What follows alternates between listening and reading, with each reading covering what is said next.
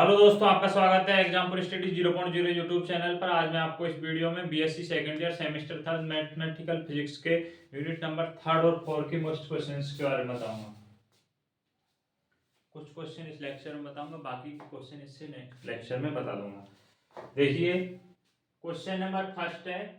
Unit number first और second के question में करा चुका हूँ, 2 लेक्चर करा चुका हूँ, एक यूनिट नंबर फर्स्ट का और एक यूनिट नंबर सेकंड का। उनकी प्रैक्टिस आप कर लेना। और देखिए, क्वेश्चन नंबर फर्स्ट क्या है, लॉरेंज रूपांतरण समीकरण का प्रदिश रूप एवं मैट्रिक्स रूप लिखिए। क्या है, लॉरेंज रूपांतरण जो समीकरण है उसका प्रदिश रूप और मैट्रिक्स रूप लिखवा रहा है आपसे। क्या पूछ रहा है, लॉरेंज रूपांतरण समीकरण का प्रदिश रूप और मैट्रिक्स रूप लिखिए। लॉरेंज रूपांतरण समीकरण का प्रदिश रूप और मैट्रिक्स रूप लिखिए।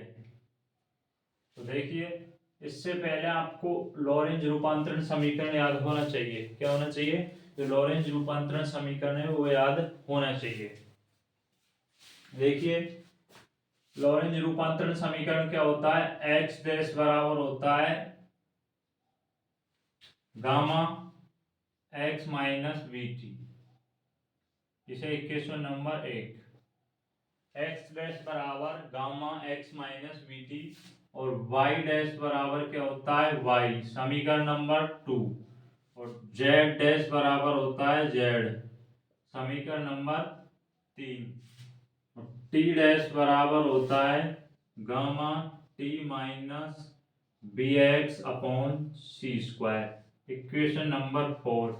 ये क्या होता है, लॉरेंज रूपांतरण समीकरण। समीकरण नंबर 1, 2, 3, 4 को हम क्या बोलते हैं, लॉरेंज रूपांतरण समीकरण। हमें क्या ज्ञात करना है, इसका प्रदिश रूप और मैट्रिक्स रूप लिखना है। तो देखिए, हम x बराबर क्या लिख सकते हैं प्रदिश रूप में, x1 x, y बराबर क्या लिख सकते हैं x2 और z बराबर क्या लिख सकते हैं x3 और आई सी टी बराबर लिख सकते हैं x4। ये आपको ध्यान रखना होगा कि प्रदिश रूप लिखना है तो x बराबर क्या लिख सकते हैं x1, y बराबर x2 लिख सकते हैं, z बराबर क्या लिख सकते हैं x3 और आई सी टी बराबर क्या लिख सकते हैं x4। और x डैश की जगह हम लिख सकते हैं x1 डैश और y डैश की जगह लिख सकते हैं हम x2 डैश और z डैश की जगह हम लिख सकते हैं x3 डैश। क्या लिख सकते हैं 3 डैश और आई सी टी डैश की जगह लिख सकते हैं x4 डैश। ये चीजें आपको याद रखनी होंगी। अब देखिए, इक्वेशन नंबर 1 से देखिए, समीकरण नंबर 1 से, समीकरण नंबर 1 से देखिए, समीकरण 1 से x1 dash x1 sorry x dash की जगह हम क्या लिख सकते हैं x1 डैश। क्या लिख सकते हैं x1 डैश, x डैश की जगह हम क्या लिख सकते हैं x1 डैश बराबर में गामा x की जगह क्या लिख सकते हैं x1 minus v v t. क्या वी टी, गामा का अंदर गुणा कीजिए तो x1 डैश बराबर gamma x1 minus gamma b t. अब यदि अंश व हर में आयोटा अपॉन आयोटा सी का क्या कर दिया जाए, गुणा कर दिया जाए। अंश व हर में इस वाली टर्म में यदि अंश व हर में मैं आयोटा सी का गुणा कर दूं, iota c t upon iota c, तो वही टर्म आ जाएगी, आयोटा सी से आयोटा सी कैंसिल हो जाएगा।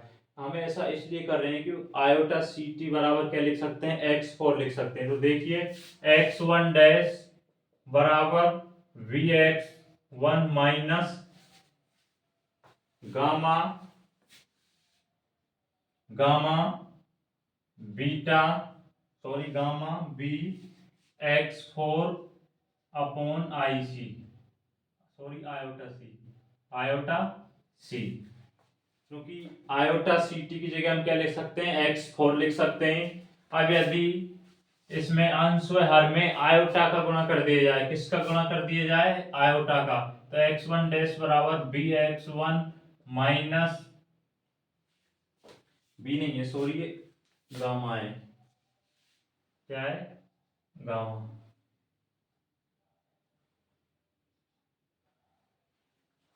किसका गुणा कर दिया जाए, आयोटा का। अंश हर में किसका गुणा कर दिया जाए, आयोटा का गुणा कर दिया जाए। तो देखिए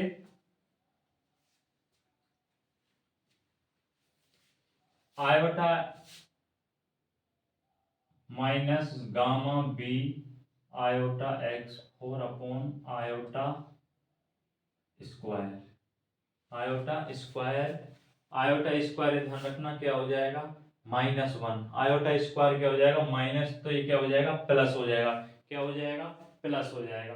अब ये देखना कि गामा बराबर होता है 1/√1 minus B square upon c square. क्या होता है, गामा बराबर होता है 1/√1 माइनस बी स्क्वायर। तो यहाँ से बीटा बराबर आ जाएगा बी अपॉन सी। बीटा बराबर हम क्या लिख सकते हैं, बी अपॉन सी। तो बी x1 डैश बराबर गामा x1 प्लस में b upon gamma gamma iota b x4। क्या आ जाएगा, x4 आयोटा बी x4, क्योंकि बी अपॉन सी की जगह हम क्या लिख सकते हैं, बीटा। इसे आप इक्वेशन नंबर 5 मान लीजिए, इक्वेशन नंबर 5 मान लीजिए। अब देखिए समीकरण नंबर 2 से,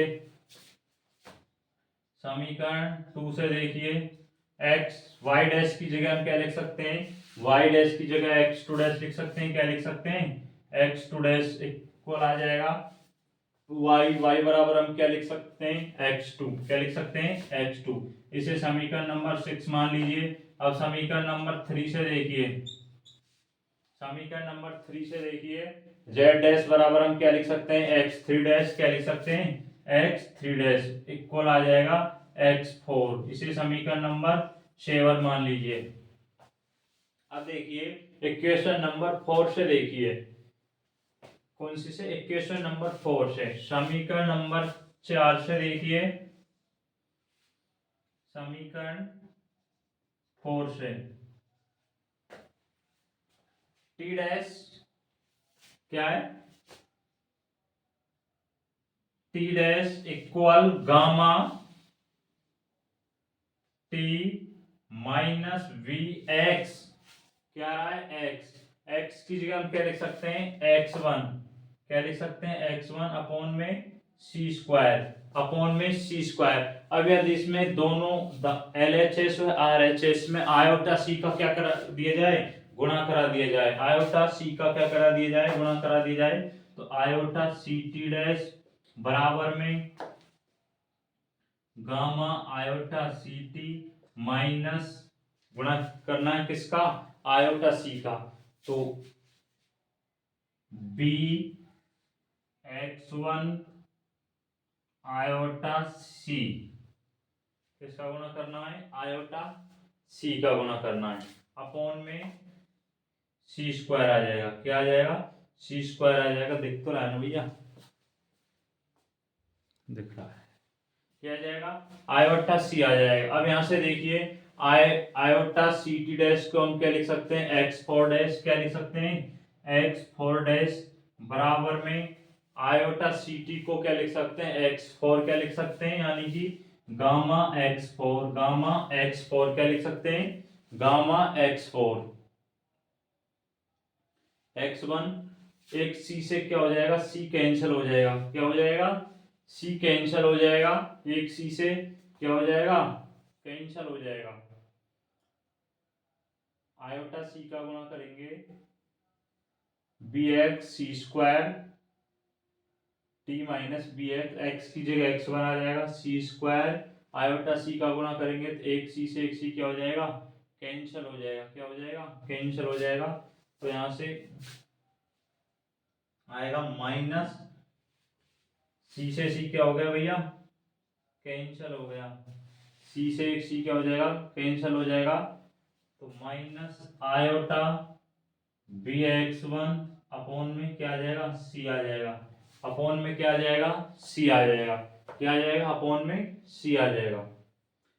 अब मैं इसको मिटा देता हूं, आगे देखिए इसमें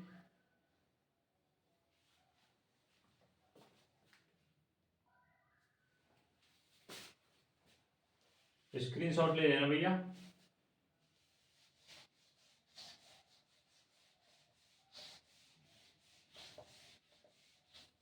स्क्रीनशॉट ले लेना। इसमें आप ऐसा और कर सकते हैं, जो बी अपॉन सी है उसकी जगह हम क्या लिख सकते हैं, बीटा लिख सकते हैं। और यहाँ से ध्यान रखना इसमें गामा का गुणा और होगा भैया, अंदर क्या आएगा, गामा और आएगा, इस टर्म में भी क्या आ जाएगा, गामा। तो आप इस तरह लिख सकते हैं, minus gamma beta iota iota iota x1 iota x1 समीकरण, इसे इक्वेशन नंबर 8 मान लीजिए। इक्वेशन नंबर 8 समीकरण नंबर 5 6 7 8 क्या है, लॉरेंज रूपांतरण समीकरण का प्रदिश रूप है। लॉरेंज रूपांतरण समीकरण का क्या है, प्रदिश रूप है। समीकरण नंबर 5 6 7 8 क्या है, प्रदिश रूप है।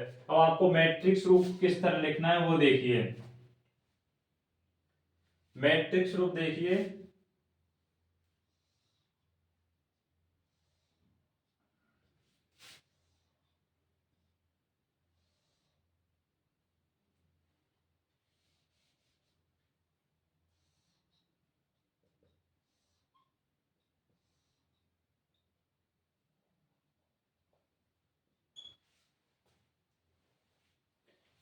एक्स एलएचएस में देखिए, इसमें समीकरण नंबर 5 6 7 8 में x1 dash x2 dash x3 dash और x4 डैश, आरएचएस में क्या आ जाएगा, x1 x2 x3 x4। अब देखिए गुणांक देखिए, x1 x2 x3 x4 के समीकरण नंबर 5 देखिए, समीकरण नंबर 5 देखिए, x1 का गुणांक है गामा x1, फिर x2 का नहीं है जीरो, x3 का नहीं है, x4 का है gamma iota b beta. Equation number 6 पर आ जाइए, x2 का मान यानी कि x1 स्टार्टिंग में 0, x2 का गुणांक 1, 3 का 0, 4 का 0। इक्वेशन नंबर 7 देखिए, 0 0 1 हो जाएगा, x3 का, x4 का क्या होगा,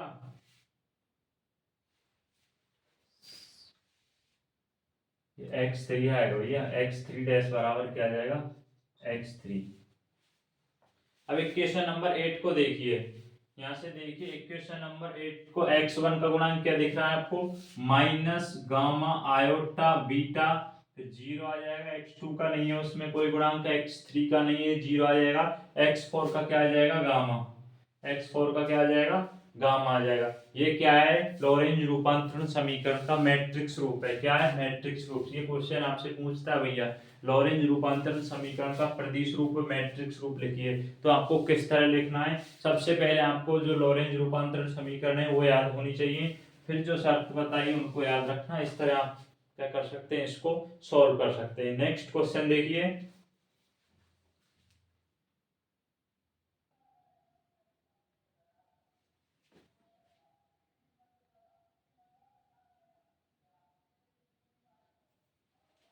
देखिए क्वेश्चन नंबर सेकंड देखिए, चतुर्विम वेग रूपांतरण समीकरण को समझाइए।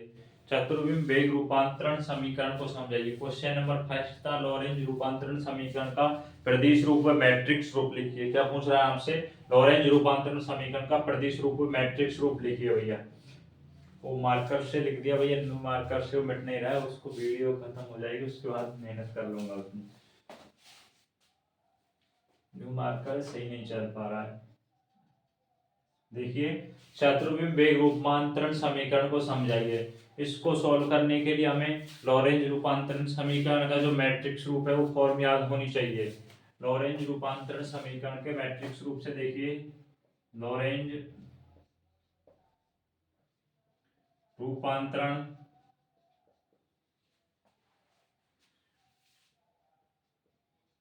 समीकरण के मैट्रिक्स रूप से, इससे मैट्रिक्स रूप से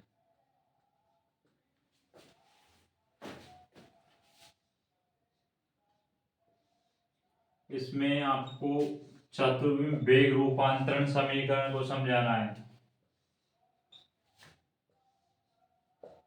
उसमें आपने क्या लिखा था, x1 x2 x3, यहाँ u1 dash u2 dash u3 dash u4 dash, क्योंकि इससे पहले चतुर्विम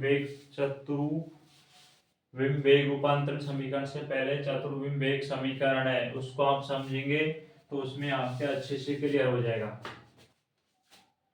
u1 dash u2 dash, sorry dash, u3 u4। अब देखिए बाकी का सेम रहेगी, बीच की जो मैट्रिक्स है वो क्या रहेगी, सेम रहेगी। उसके लिए आपको मैट्रिक्स याद होनी चाहिए, ध्यान रखना। अगर एग्जाम में ऐसे क्वेश्चन आ जाए, अब तो आपने यहाँ वीडियो में पहले लॉरेंज रूपांतरण समीकरण का मैट्रिक्स रूप पढ़ लिया जिससे आपको याद है, लेकिन एग्जाम में आपसे डायरेक्ट चतुर्विम वेग रूपांतरण समीकरण पूछ ले तो आपको ये याद होनी चाहिए, तभी आप सॉल्व कर पाएंगे। तो ये क्या आएगा, गामा 0 0 आयोटा बीटा गामा, फिर 0 1 0 0 0 0 1 0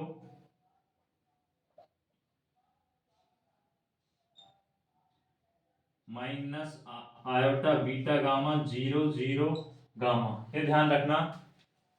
बीच वाली लाइन देखिए दो, इनमें तो सेकंड के लिए वन आ जाएगा, बाकी सभी के लिए शून्य। इसी प्रकार थर्ड में वन आएगा, बाकी का शून्य हो जाएगा। ऊपर वाली टर्म में स्टार्टिंग में गामा आएगा या आयोटा बीटा गामा, फिर इसका रिवर्स कर देना, इसको फर्स्ट में रख देना, इसको लास्ट में रख देना। माइनस से याद करने की ट्रिक है भैया। अब आप इसको u1 डैश निकालिए, यहाँ से u1 डैश बराबर लिख सकते हैं, गुणा कीजिए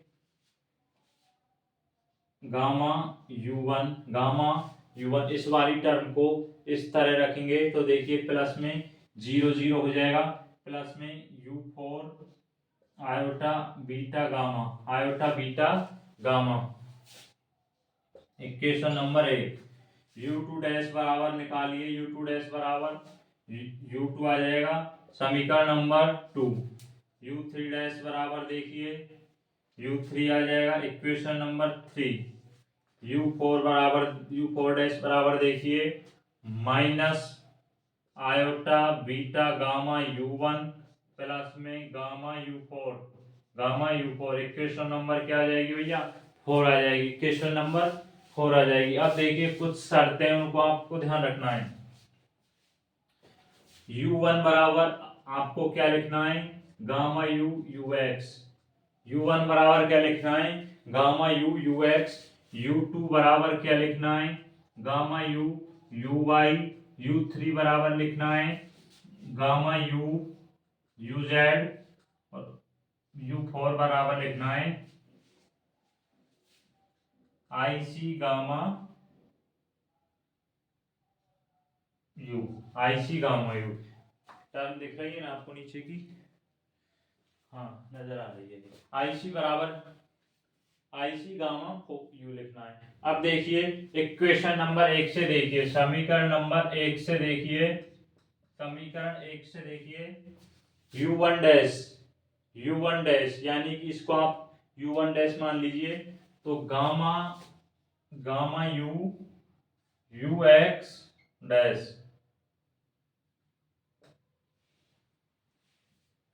ux u1 आ जाएगा gamma ux dash u dash बराबर में गामा u1 की जगह हम क्या लिख सकते हैं, गामा u और ux, और बाकी गामा वहां पहले से है ना, प्लस में u4 iota beta gamma. u4 की जगह हम क्या लिख सकते हैं, आयोटा c गामा u, क्या लिख सकते हैं, iota c gamma u। Plus में देखिए u4 की जगह पहले आयोटा बीटा गामा, फिर देखिए iota c gamma u, iota c gamma u लिख सकते हैं, आयोटा c गामा u लिख सकते हैं। अब इसको आप सॉल्व कीजिए, एक बार क्या कीजिए, इसको सॉल्व कीजिए। यहां से गामा u डैश x बराबर में ux डैश बराबर में, यहां से देखिए गामा यू कॉमन आ रहा है यहाँ से, गामा और गामा यू क्या आ रहा है आपको कॉमन नजर आ रहा होगा। इस टर्म में से गामा और गामा यू क्या आपको कॉमन नजर आ रहा है, तो u x iota iota square क्या हो जाएगा, माइनस माइनस हो जाएगा, माइनस बीटा बीटा सी क्या आ जाएगा, माइनस बीटा सी आ जाएगा। क्या आ जाएगा, माइनस बीटा सी आ जाएगा। क्या आ जाएगा भैया, माइनस बीटा सी आ जाएगा। क्या आ जाएगा, माइनस बीटा सी। आगे और सॉल्व हो रहेगा, यहाँ से अल्फा गामा यू से गामा यू क्या हो जाएगा, कैंसल हो जाएगा। गामा यू से गामा यू क्या हो जाएगा, कैंसल हो जाएगा। तो यू डैश एक्स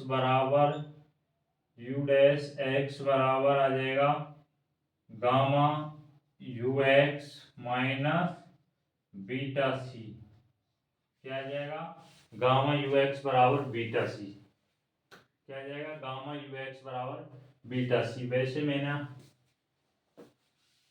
इस इक्वेशन को लास्ट में सॉल्व करते तो बढ़िया रहते। पहले आप इस तरह इक्वेशन बनाते समीकरण 5 6 7 8, तब बाद में आपको सॉल्व करनी है। इस तरह नहीं करनी है, बाद में सॉल्व करना भैया। पहले आप रख रख कर देख लेना। मान u1 की जगह हम क्या लिख सकते हैं, इसको आप इक्वेशन नंबर 5 मान लीजिए। क्या मान लीजिए, इक्वेशन नंबर 5 मान लीजिए। अब देखिए समीकरण नंबर 2 से, समीकरण नंबर 2 से u2 डैश की जगह हम क्या लिख सकते हैं, gamma u u dash y बराबर u2 की जगह वही गामा यू यू वाई से इक्वेशन नंबर 6। बाद में सॉल्व करना, पहले आप इक्वेशन बनाएंगे। फिर यू थ्री डैश की जगह वही गामा यू डैश जेड बराबर में gamma you Z. Equation number 7, equation number 7। Equation number 4 को देखिए, u4 की जगह हम क्या लिख सकते हैं, आई सी गामा यू बराबर में i c gamma u minus minus iota beta gamma ये क्या u1 माइनस आयोटा बीटा, हाँ u1 की जगह हम क्या लिख सकते हैं,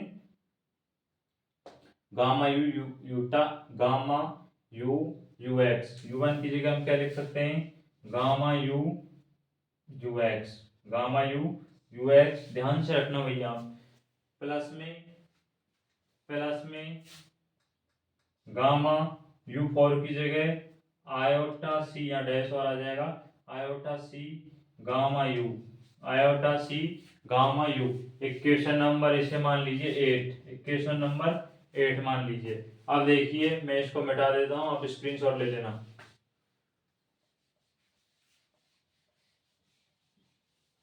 ये हार्ड नहीं है भैया, कुछ ऐसा है नहीं, सिर्फ आपको समीकरण को अच्छे से जमाना है देख देख कर, कि कोई गलती नहीं हो जाए बस।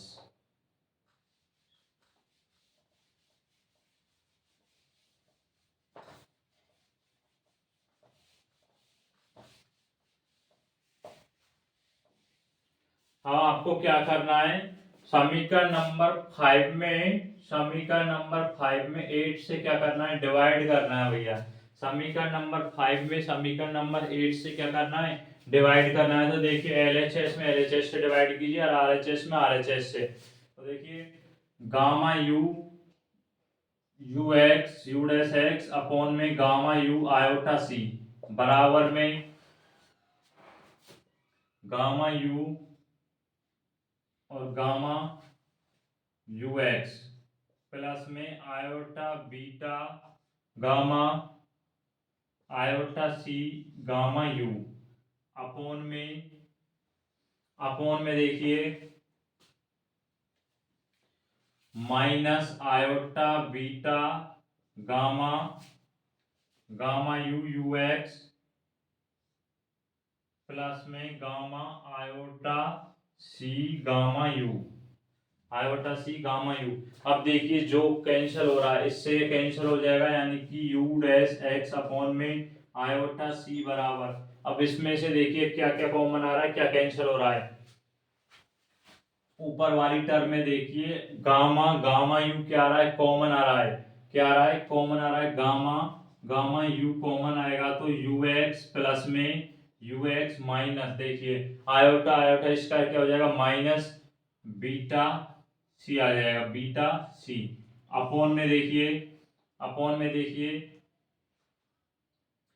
गामा गामा यू कॉमन आ रहा है ना, गामा गामा यू कॉमन आ रहा है, तो देखिए आ रहा है ना iota c minus minus beta u x, क्या beta u x, beta u x, beta u x, इससे ये क्या हो जाएगा, कैंसिल हो जाएगा, क्या हो जाएगा, कैंसिल हो जाएगा।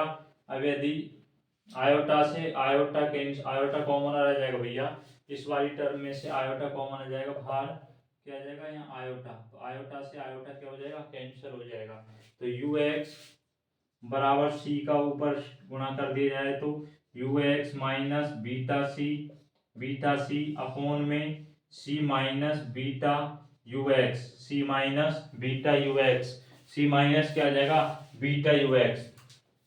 अब यदि अंश व हर में किसका डिवाइड कर दिया जाए, अंश व हर में यू डैश एक्स बराबर, देखिए अंश व हर में सी का डिवाइड कर दिया जाए तो u x minus beta c upon में 1 minus beta u x upon c, beta u x upon c. एक समीकरण तो ये आ गया, यू डैश एक्स बराबर क्या आ गया, u x minus beta c upon 1 minus beta u x upon में सी। अब हमें इसी प्रकार वाई यू डैश वाई और यू डैश जेड और निकालने हैं, तो देखिए किस तरह निकालना है।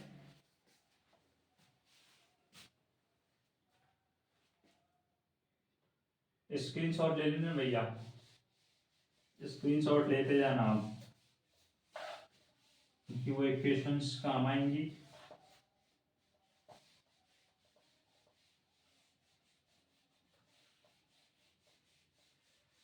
नहीं लग रहा है।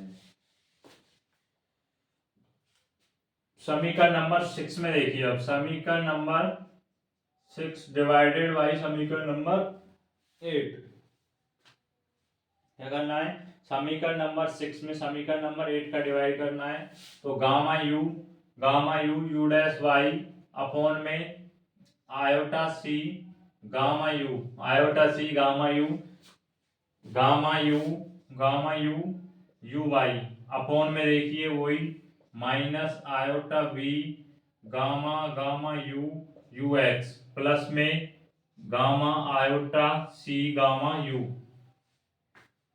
गामा यू से गामा यू क्या हो जाएगा, कैंसिल हो जाएगा, u dash y upon iota c बराबर gamma u u y, common लीजिए, कुछ कॉमन आ रहा होगा नीचे से कॉमन आ रहा है गामा गामा यू और iota iota gamma gamma you, तो क्या शेष रह जाएगा, ये कॉमन आ जाएगा, तो माइनस बीटा यू एक्स क्या कॉमन रह जाएगा, minus beta u x plus में इसमें से क्या रह जाएगा, गामा गामा यू सब सी रह जाएगा, क्या रह जाएगा सी, गामा यू से गामा यू क्या हो जाएगा, कैंसिल हो जाएगा, आयोटा से आयोटा क्या हो जाएगा, कैंसिल हो जाएगा, क्या हो जाएगा, कैंसिल हो जाएगा, तो यू डैश वाई अपॉन में सी बराबर क्या रह गया, यू वाई अपॉन में gamma c minus beta u x, c minus beta u x, यहाँ से आप यू डैश वाई बराबर लिख सकते हैं यू वाई सी अपॉन में gamma c minus beta u x, c minus beta u x, ये किसके बराबर आ जाएगा, यू डैश वाई के, किसके इक्वल आ जाएगा, यू डैश वाई के। इसी तरह आप देखिए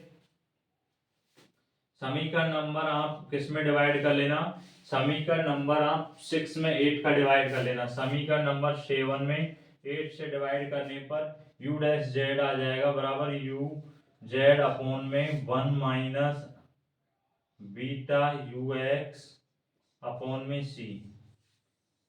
ये ध्यान रखना, ये आ जाएगा। इसी प्रकार आप समीकरण नंबर 7 में 8 का डिवाइड करेंगे तो निकाल कर देखना, ये आएगा यू डैश जेड बराबर आ जाएगा यू जेड अपॉन में 1 minus beta u x upon में सी आ जाएगा। ये क्या है, वेग रूपांतरण, जो शत्रु विम वेग रूपांतरण समीकरण है। समीकरण नंबर 8 तक आ गए ना, तो 9 यू, ये 10 हो जाएगा, ये 11 हो जाएगा, और 9 कौन सा है, यू डैश एक्स आया था। समीकरण नंबर 9 10 11 को हम क्या बोलते हैं, चतुर्विम वेग रूपांतरण समीकरण बोलते हैं। क्या बोलते हैं, चतुर्विम वेग रूपांतरण समीकरण बोलते हैं। नेक्स्ट क्वेश्चन देखिए, क्वेश्चन नंबर 3 देखिए, दो कणों की अप्रत्याश टक्कर को समझाइए। क्या पूछ रहा है आपसे, दो कणों की जो अप्रत्याश टक्कर है उसको समझाइए। दो कणों की अप्रत्याश टक्कर क्या होती है, अप्रत्याश टक्कर क्या होती है, इसमें संवेग संरक्षण का नियम लागू होगा। किसका नियम लागू होगा, संवेग संरक्षण का नियम। टक्कर से पूर्व कुल संवेग और टक्कर से पश्चात कुल संवेग क्या होता है, इक्वल होता है, जबकि इस पर गति का नियम लागू नहीं होगा, क्योंकि टक्कर से पूर्व कुल गति टक्कर के पश्चात कुल गति के इक्वल नहीं होगी। तो देखिए आपको किस तरह सॉल्व करना है।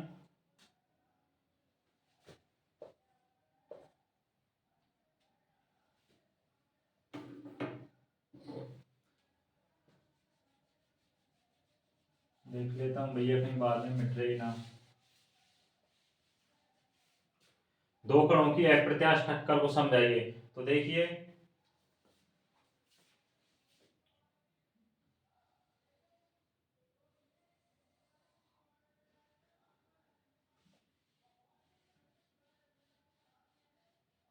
मिट तो रहा है। ओहो,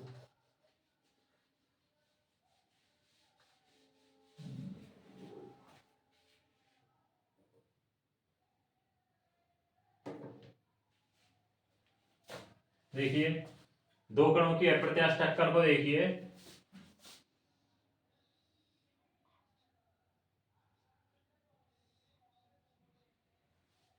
निर्देश तंत्र है, प्रयोगशाला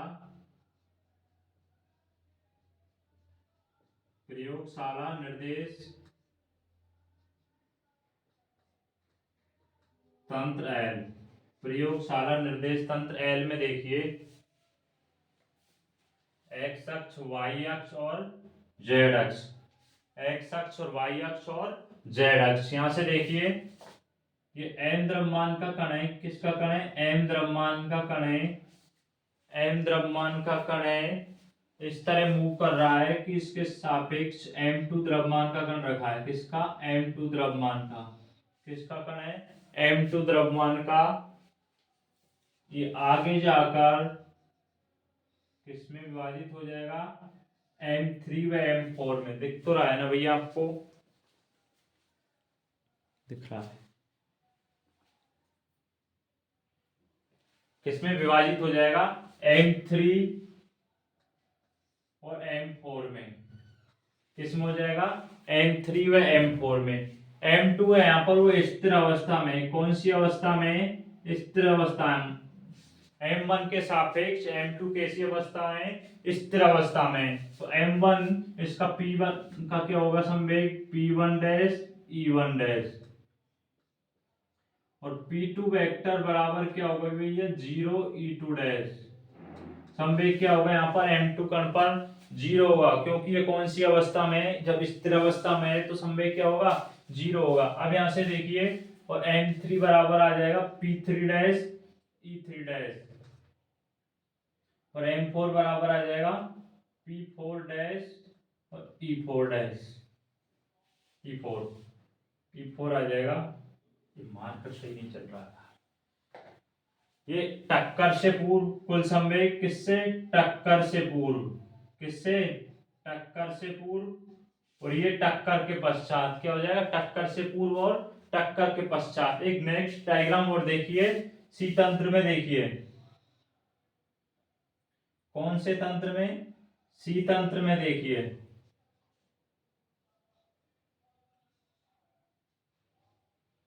जेड वाई अक्ष एक्स अक्ष। यहाँ पर भी m द्रव्यमान का कण इस तरह और m2 द्रव्यमान का कण आपस में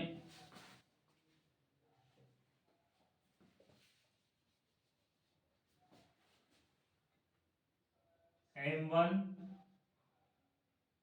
और m2, m1 और m2 कौन से, m1 और m2 डैश, m1 और m2 क्या, m1 व m2, m1 व m2। ये आगे जाकर इस तरह डिवाइड हो जाता है m3 और m4 में, किसमें, m3 और m4 में। इसका संवेग p1 dash e1, p2 dash e2 dash, इसका p3 डैश e3 और इसका p4 डैश e4 डैश। अब ये यहाँ पर जीरो नहीं है क्योंकि ये m1 के सापेक्ष m2 को स्थिर अवस्था में नहीं ले रहे। अब देखिए आप यहाँ से किस तरह लिख सकते हैं, सी तंत्र है, कौन सा तंत्र है, सी तंत्र है। P1 संवेग अप्रत्यास्थ टक्कर क्या होती है, टक्कर से पूर्व कुल संवेग, टक्कर के पश्चात कुल संवेग के क्या होता है, इक्वल होता है। तो देखिए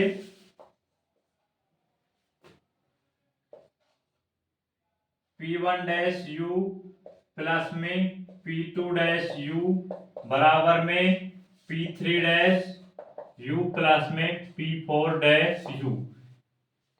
मैं एक बार मिटा के देख रहा हूं भैया।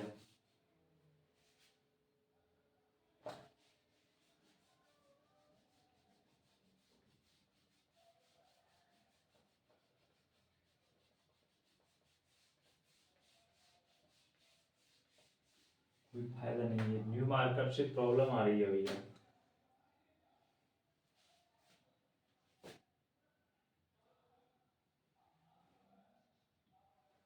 चलो आज इसकी वीडियो में हल्की सी आपको क्वालिटी अच्छी नहीं आ रही होगी मार्कअप की वजह से।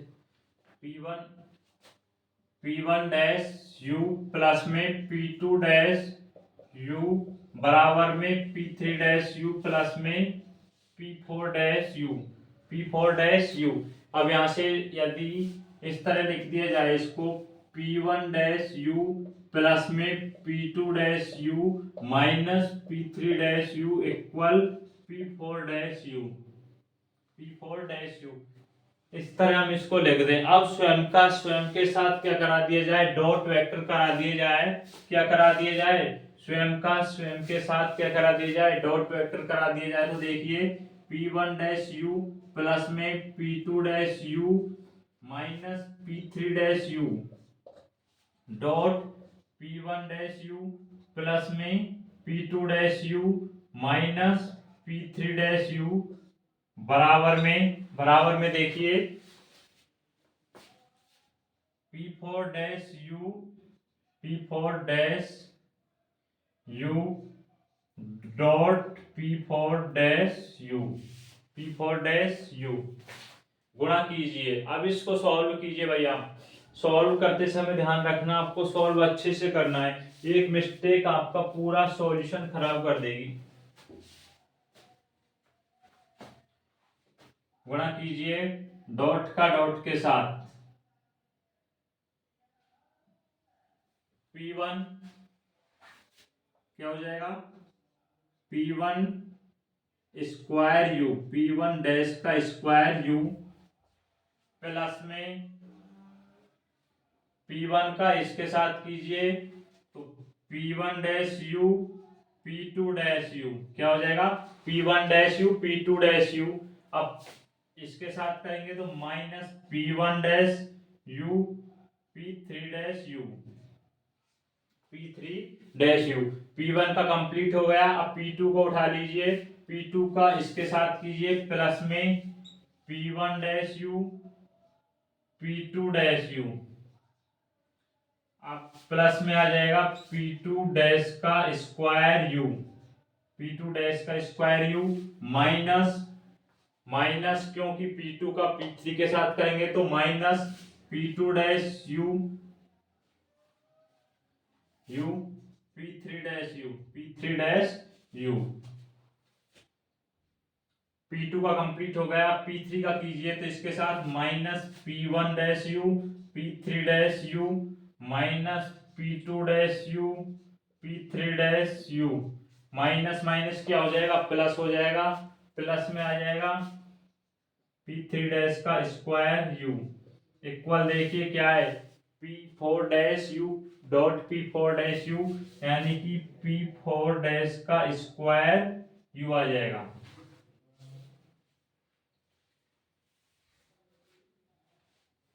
अब सॉल्व कीजिए, कुछ टर्म बन रही होंगी इसमें आपको। P1 dash u, P2 dash u, यदि इसको इस तरह लिख दिया जाए, P1 डैश u प्लस में,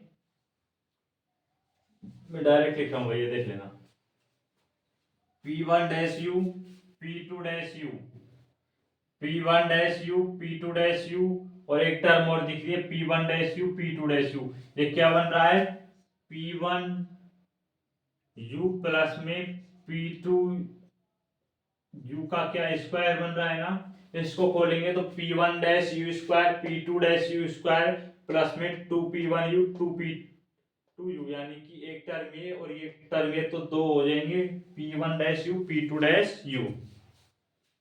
नेक्स्ट देखिए, ये कंप्लीट हो चुका है, ये कंप्लीट हो चुका है।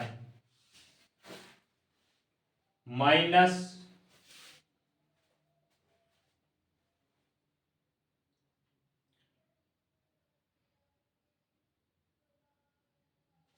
प्लस में P3 dash u, P3 dash का स्क्वायर, P3 डैश का स्क्वायर u, ये टर्म यानी कि ये टर्म आ चुकी है भैया। अब माइनस इसमें देखिए, minus P1 dash u, P3 dash u, minus P1 dash u, P3 dash u, P1 dash u, P3 dash u, क्या minus 2 P1 dash u, P3 dash u, minus 2 P2 dash u, P3 dash u, P3 dash u, P3 dash u।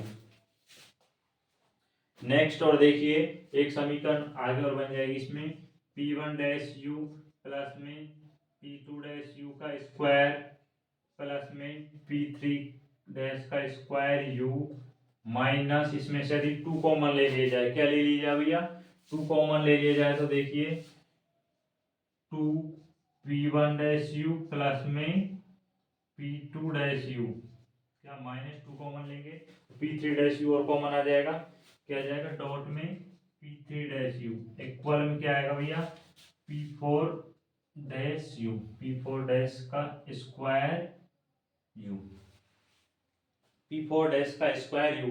अब देखिए next, देखिए आगे आपको किस तरह solve करना है, नेक्स्ट देखिए आपको किस तरह सॉल्व करना है।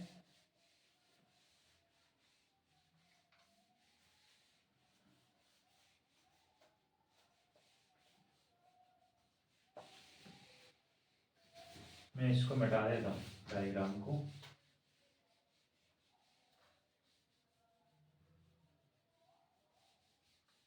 देखिए भैया, देखिए न्यू मार्कर से लिख दिया ना, जो अब मिट नहीं रहे। अच्छा किया उसमें नहीं लिखा तो नहीं पूरा क्वेश्चन क्लियर हो जाता।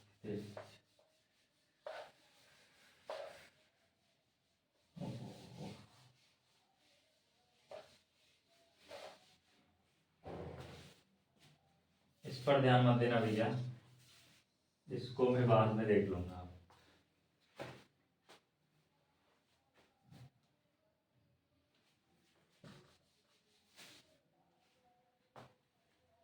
देखिए किस तरह सॉल्व करना है आगे, आपको ये ध्यान रखना होगा। समवे कितने, 4 हैं, P1 P2 P3 और P4। कितने, P1 P2 P3 और P4। कितने, P1 P2 P3 और P4। यहां से मैं इसको और मिटा देता हूं। स्क्रीनशॉट ले लेना भैया, थोड़ा लेंथी है लेकिन इजी बहुत है। अगर आपने समझने की कोशिश की तो आपके समझ आ जाएगा, बल्कि इजी है। स्टेप बाय स्टेप आप ध्यान रखना बस। इसे आप इक्वेशन नंबर 1 मान लीजिए, इसे इक्वेशन नंबर 1 मान लीजिए। अब देखिए आपको क्या करना है।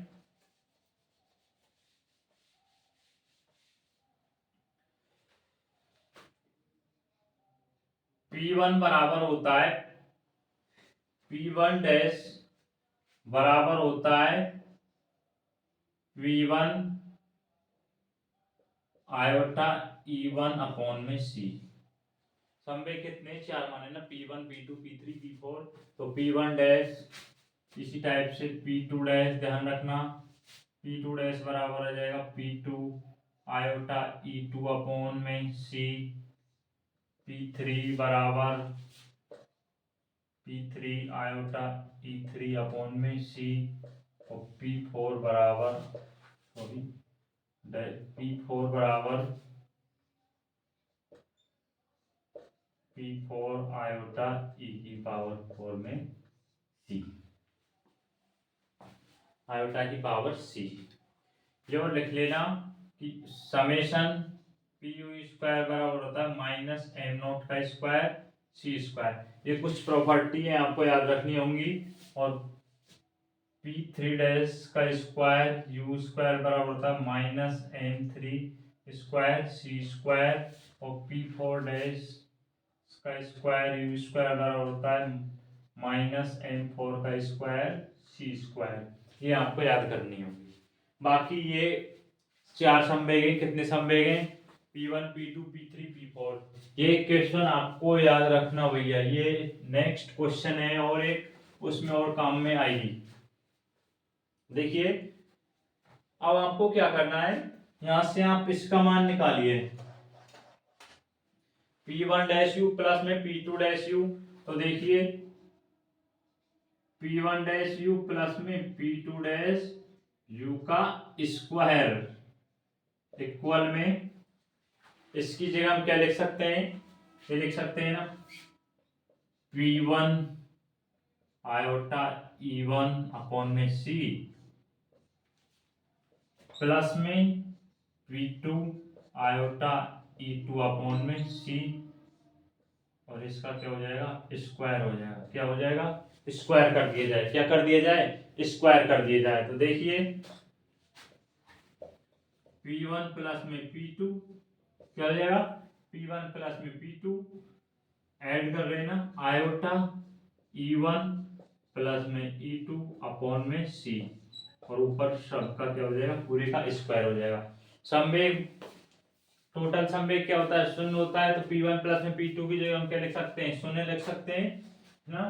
तो आयोटा स्क्वायर क्या आ जाएगा, माइनस, आयोटा का स्क्वायर करेंगे तो माइनस E1 प्लस में E2 डैश का स्क्वायर E2 का स्क्वायर अपॉन में C स्क्वायर। ध्यान रखना कुल ऊर्जा होती है E डैश बराबर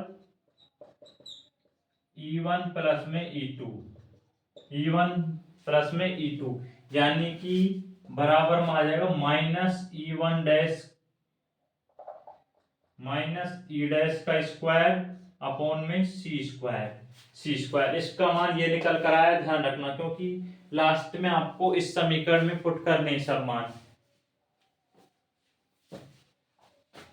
निकल कर आ गया। नेक्स्ट देखिए, अब देखिए याद रखना आप इसका मान क्या निकल कर आया, माइनस ई डैश का स्क्वायर अपॉन में सी स्क्वायर, सी स्क्वायर। मैं इसको क्या कर देता हूं, मिटा देता हूं। इसी तरह आप किसका मान निकालिए, p3 डैश यू स्क्वायर की जगह हम क्या लिख सकते हैं, माइनस m3। मैं इसको लास्ट में लिख लेता हूं, क्वेश्चन को वैसे यहीं से लिख लेता हूं।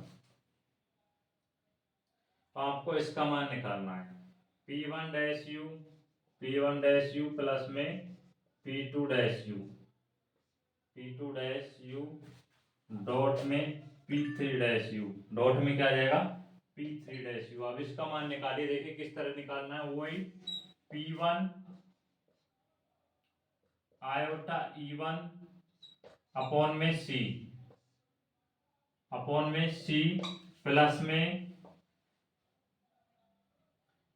P2 आयोटा E2 अपॉन में C अपॉन में C डॉट क्या कराना है P3 dash U, P3 dash U यानी कि P3 dash iota E3 upon में C, आयोटा E3 अपॉन में C। सॉल्व कीजिए। P1 P2 क्या हो जाएगा, इसका योग कीजिए आप। P1 प्लस में P2, P1 प्लस में P2 आयोटा E1 प्लस में E2 अपॉन में C अपॉन में C, P3 iota E3 upon में C। अब इसमें इसका मान हम 0 रख देंगे, इसका मान 0 आ जाएगा। गुणा कीजिए, वेक्टर का वेक्टर के साथ होगा तो इसका तो P3 का 0 के साथ 0 माइनस आयोटा गुणा आयोटा क्या हो जाएगा, माइनस आ जाएगा। E1 E2 डैश की जगह हम क्या लिख सकते हैं, E डैश, यानी कि E डैश E3 अपॉन में C स्क्वायर, ये इसका मान आ जाएगा। किसका आ जाएगा, इसका। देखिए अब आप लास्ट में क्या मान आएगा इसका, minus E dash E3 upon में C स्क्वायर आया ना। अब आप इक्वेशन बनाइए, क्या बनाइए, इक्वेशन बनाइए। अब आपके सब मान निकल कर आ गए और यही आपको निकालना था, माइनस E1 E डैश का स्क्वायर अपॉन में C स्क्वायर प्लस में इसकी जगह हम क्या लिख सकते हैं, माइनस, यहाँ से देखिए क्या लिख सकते हैं, माइनस M3 का स्क्वायर C स्क्वायर, क्या लिख सकते हैं, माइनस M3 का स्क्वायर C स्क्वायर और minus 2 E dash E3 upon में C स्क्वायर बराबर में P4 डैश U स्क्वायर की जगह माइनस M4 का स्क्वायर C स्क्वायर।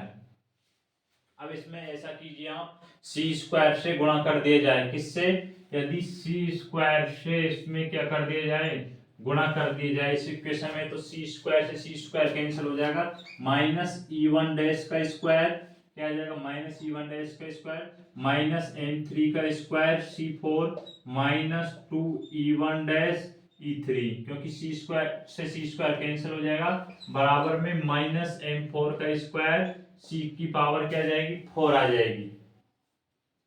C की पावर क्या आ जाएगी, 4 आ जाएगी। अब देखिए यहां से, अब देखिए प्लस आ जाएगा भैया, क्योंकि जो माइनस तो ये मान निकल कर आ जाएगा, माइनस माइनस क्या हो जाएगा, प्लस हो जाएगा। 2E डैश E3 बराबर, इसको इधर ले जाएंगे, पक्षांतर हो जाएगा E1 E डैश का स्क्वायर प्लस में M3 स्क्वायर C की पावर 4 माइनस M4 का स्क्वायर C की पावर 4 यहाँ से आप E3 का मान निकालेंगे तो क्या आएगा, E1 डैश का स्क्वायर प्लस में M3 स्क्वायर C की पावर 4 माइनस M4 का स्क्वायर C की पावर 4 अपॉन में 2E डैश क्या आ जाएगा, 2E डैश आ जाएगा। और देखिए E डैश बराबर क्या होता है, E3 प्लस में E4 क्या आ जाएगा, E3 प्लस में E4 आ जाएगा। तो आप यहाँ से E4 का मान निकाल सकते हैं, किस तरह, E डैश माइनस E3 किस तरह निकाल सकते हैं, E डैश माइनस E3, तो आप मैं निकाल देता हूँ, E4 बराबर E dash minus E dash का स्क्वायर माइनस E डैश का स्क्वायर प्लस में M3 स्क्वायर C का 4 माइनस M4 का स्क्वायर C की पावर 4 अपॉन में 2E डैश क्या आ जाएगा, 2E डैश 2 से गुणा कीजिए, यानी कि E4 बराबर मार्कर बिल्कुल नहीं चल रहा है, ऐसा करना आप यहाँ से E4 का मान निकल कर आ जाएगा, 2E से इधर गुणा कर देना और इसको सॉल्व कर लेना, किस नहीं आएगा, 2E यहाँ से क्या हो जाएगा, 2E स्क्वायर ई एक ई स्क्वायर कैंसिल हो जाएगा तो प्लस में आ जाएगा, कैस में आ जाएगा, ये घट जाएगा तो प्लस में आ जाएगा, ये आपको E4 का मान निकल कर आ जाएगा। ये क्या है, दो कणों की अप्रत्यास्थ टक्कर है। इस तरह मैंने आपको जिस टाइप से बताया ना पूरा सॉल्व करना, ये नहीं आप बीच में ही छोड़ देना, बल्कि आपको पूरा सॉल्व करना भैया, जब भी आपका पूरे मार्क्स मिलेंगे, ध्यान रखना। बाकी के क्वेश्चन में नेक्स्ट लेक्चर में कराऊंगा, क्योंकि जिस नहीं तो वीडियो लेंथी हो जाएगी। अभी और क्वेश्चन हैं इसमें, यूनिट नंबर 3 और 4 के मिक्स क्वेश्चन है भैया, यूनिट नंबर 3 और 4 के मिक्स क्वेश्चन है। मैं जितने भी क्वेश्चंस बताऊंगा इनमें से आपको क्वेश्चन अवश्य मिल जाएगा, ये विश्वास रखना। मैथमेटिकल फिजिक्स के इससे पहले के 2 लेक्चर डल चुके हैं, यूनिट नंबर 1 और 2 के, ये यूनिट नंबर 3 और 4 के हैं। बाकी के क्वेश्चन नेक्स्ट लेक्चर में करा दूंगा। वीडियो को ज़्यादा से ज़्यादा शेयर करें जिससे और दोस्तों का हेल्प हो सके, और वीडियो में जो क्वेश्चंस कराएं उन क्वेश्चन की अच्छे से प्रैक्टिस करना। आज हल्का सा ये प्रॉब्लम हो सकती है कि वीडियो में क्वालिटी अच्छी ना हो, क्योंकि मार्कर सही से काम नहीं कर रहा भैया। नेक्स्ट वीडियो में सुधार हो जाएगा, और आप क्वेश्चंस कराएं उनकी अच्छे से प्रैक्टिस करना, एक बार नहीं तो 2 बार देख लेना, आपकी समझ आ जाएगा। हार्ड नहीं बल्कि कुछ लेंथी हैं लेकिन इजी बहुत है। वीडियो को लाइक करें और चैनल को सब्सक्राइब कर दिया करें। Thank you.